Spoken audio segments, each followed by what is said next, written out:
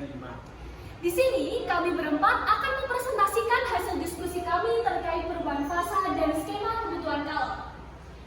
Oke, sebenarnya apa sih yang dimaksud dengan perubahan fasa? Di sini saya akan menjelaskan pengertian perubahan fasa. Perubahan fasa terjadi saat sebuah zat berubah dari satu wujud ke wujud yang lain. Misalnya, dari gas berubah ke padat, dari cair berubah ke padat, dari padat berubah ke cair, dan sebaliknya. Setiap proses melibatkan panas, baik panas itu dilepas atau panas itu diterima oleh suatu zat. Tapi dalam perubahan fasa tidak melibatkan perubahan temperatur. Nah, itu tadi adalah pengertian dari perubahan fasa. Selanjutnya di sini ada fasa dari zat murni, yaitu ada 3. Yang pertama ada solid atau padat, yaitu jarak antar molekul sangat dekat sehingga daya tarik antar molekul sangat kuat. Maka bentuknya tetap. Daya tarik antara molekul-molekul cenderung untuk mempertahankannya pada jarak yang relatif konstan. Pada temperatur yang tinggi, molekul melawan daya antar molekul dan juga terpencar. Untuk yang kedua, ada liquid atau cair. Susunan molekul mirip dengan zat padat, tetapi terhadap yang lain sudah tidak tetap lagi. Sekumpulan molekul akan mengembang satu sama lain. Dan yang terakhir ada gas, yaitu jarak antar molekul berjauhan dan susunannya acak. Molekul bergerak secara acak.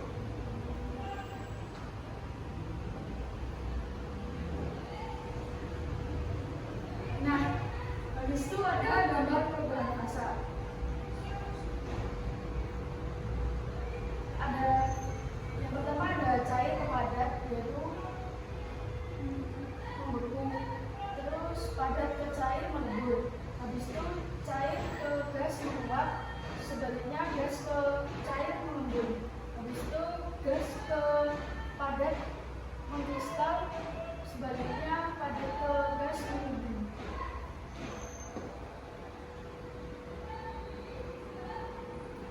Dan selanjutnya adalah contoh penerapan dari perubahan fasa, yaitu menguap dan mengembun. Di sini ada air yang dipanaskan menggunakan bunsen. Air itu akan menguap dan akan mengalir ke ini alat di sini, kondensor. Nah, di sini uap dari air yang dipanaskan tersebut akan didinginkan dan terjadi sublimasi, dan air dari sublimasi itu akan tertampung di air suling.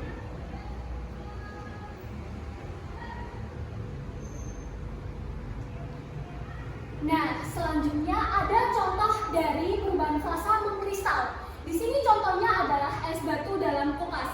Pasti teman-teman sering sekali melihat apalagi membuka freezer gitu, sering banget ada embun es. Nah, embun es ini terjadi karena adanya gas yang membeku atau mengkristal, begitu. Nah, untuk selanjutnya, perubahan fasa selanjutnya adalah menyublim. Di sini teman-teman bisa melihat bahwa contoh dari menyublim sendiri adalah kapur barus. Pasti teman-teman kalau misalkan ingin lemarinya tidak apek dan lain sebagainya itu menggunakan kapur barus. Dan kapur barus sendiri bisa menyublim dari bentuk padat menjadi gas. Baik, selanjutnya ada contoh dari proses membeku, yaitu di sini contohnya air yang menjadi es. Dan gambar selanjutnya ada proses melebur atau mencair.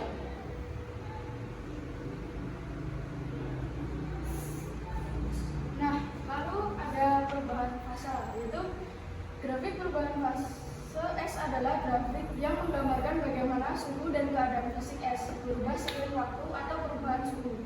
Proses perubahan fase es seringkali diwakili dalam 3 fase utama, yaitu padat, cair, dan gas.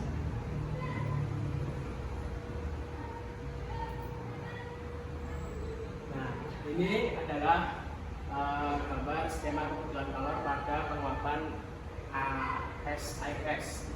Yang pertama pada saat Q1 itu pada saat es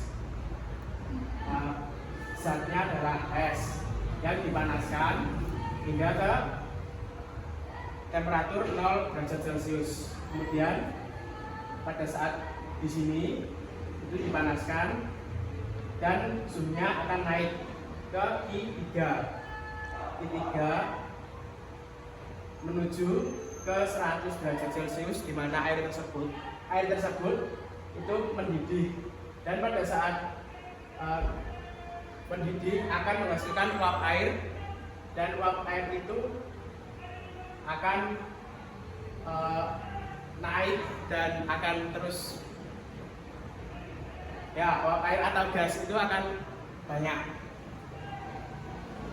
Dan berikut adalah rumus-rumus dari kebutuhan kalor, yaitu adalah dari Q1 itu MC delta T, di mana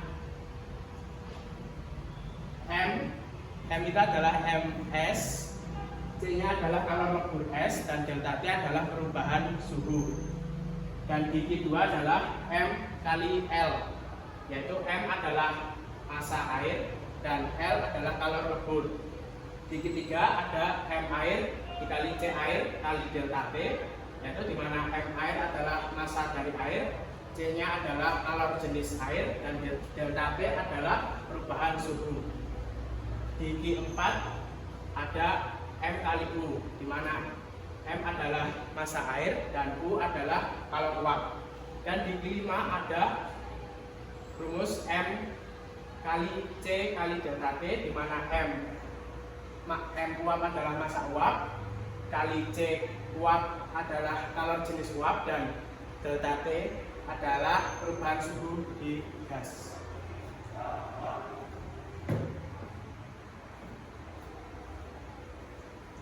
Nah, selanjutnya saya akan menjelaskan beberapa hal. Yang pertama adalah fase padat. Fase padat atau S pada grafik perubahan fase. Fase padat S biasanya muncul di bagian kiri atas pada titik awal grafik S, berada pada suhu rendah di bawah 0 derajat Celcius.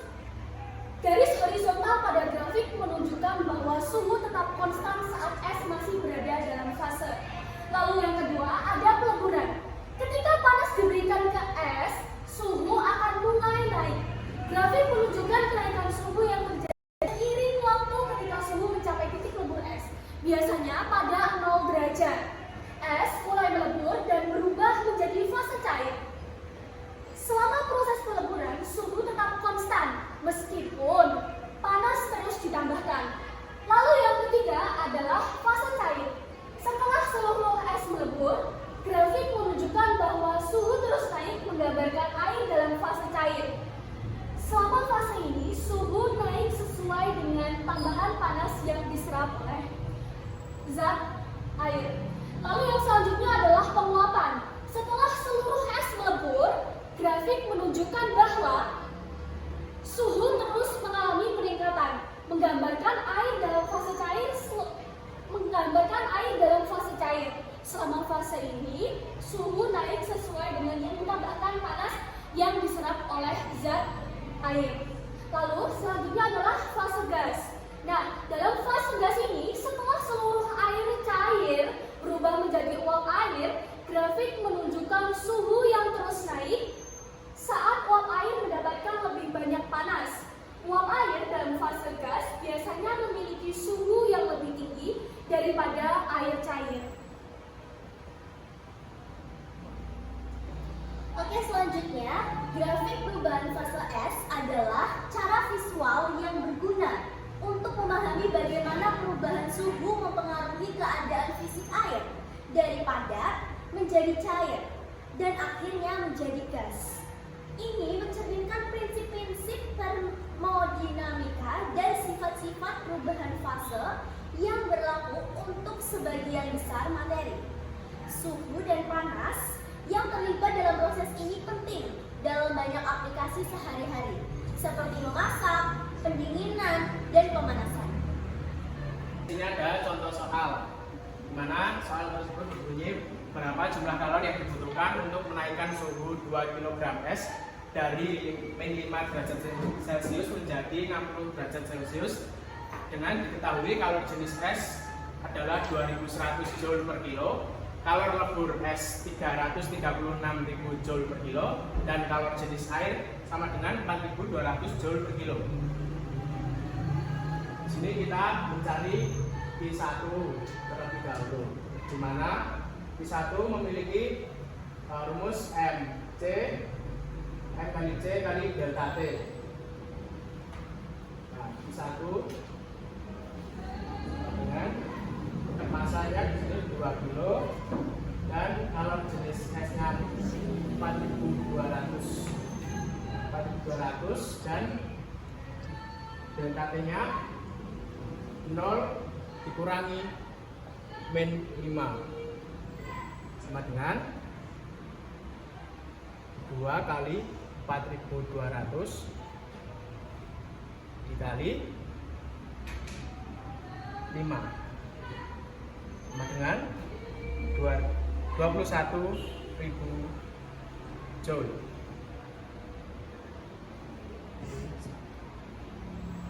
Q2 sama dengan memiliki rumus M kali L. Masanya 2 kilo dan kalori lebur esnya 336.000 sama dengan 672.000 Joule Q2. Dan Q3 adalah memiliki rumus MC delta T. Masanya 2 kali kalori lebur, kalori jenis airnya 4200 dikali delta T nya 60 min 0 sama dengan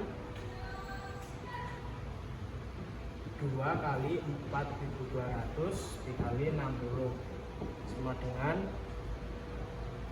504.000.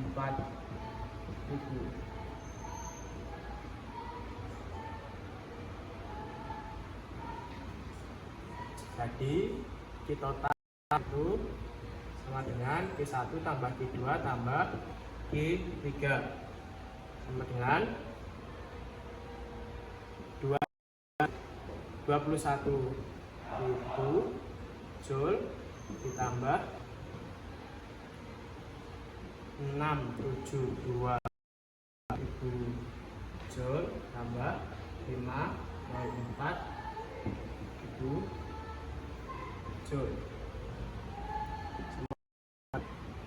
1.19.000 Joule dijadikan kilojoule menjadi 1197 kilojoule. Ini total.